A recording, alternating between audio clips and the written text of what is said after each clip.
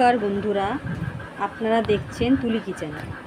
মা ঠাকুমাদের রান্না যে ছিল, আজকের রেসিপি দেশিভাবে মোরগের মাংস কষা। আসুন দেখে নেওয়া যাক। মশলাটা দিয়ে দিলাম, নুন দিয়ে দিলাম, সঙ্গে সর্ষের তেল দিয়ে দিলাম। সর্ষের তেল দেওয়া হয়ে গেল। এবার একটু হলুদ দিয়ে দিলাম। হলুদ দেওয়া হয়ে গেছে। এবার কাশ্মীরি লঙ্কা গুঁড়ো দিচ্ছি। পেঁয়াজ একটু কিছু দিয়ে দিচ্ছি। কিছুটা ভাজবো, কিছুটা রাখবো। মাখিয়ে দিলে এর স্বাদ আরও ভালো আসে। মাখাটা নিয়েই সুন্দর হয়। আপনারা যতক্ষণ ভালো করে মাখবেন। একটু চিকেন মশলা দিয়ে দিলাম। ভালো করে মাখিয়ে নিচ্ছি। মাখানোটা আমার ভালো করে আমি 15 মিনিট ভালো করে মেখেছি। 15 মিনিট রেখে দেবো। এতে মাংসটা নরম হবে ও সিদ্ধ হতে যাবে তাড়াতাড়ি।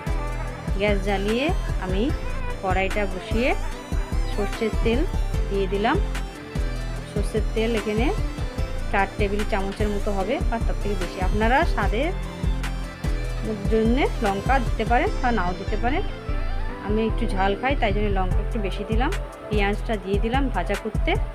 পেঁয়াজটা মোটামুটি ভাজা হয়ে এসছে 10 থেকে 15 মিনিটের মধ্যে। তারপরে পেঁয়াজটা হালকা হালকা ভাজা হতেই আলু দিয়ে দিলাম। আলুটা হয়ে গেলেই, আলুটা হয়ে এসছে, টমেটোটা দিয়ে দিলাম। টমেটোটা আগে দিয়ে দিলে তার কাঁচা কাঁচা ভাবটা চলে যায়। দেখুন কি সুন্দর কালারটা এসছে।